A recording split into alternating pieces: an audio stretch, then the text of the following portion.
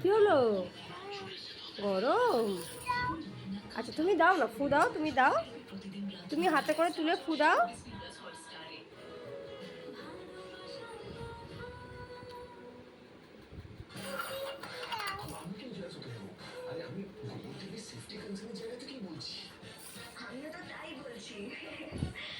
একটু একটু করে খাও, একটু একটু করে। কি খাচ্ছ সোনু? কি খাচ্ছ? কি এটা বলো? এটাই খাও, এটাও খাও, এটাই খেতে পারবে। গরম? এই তো।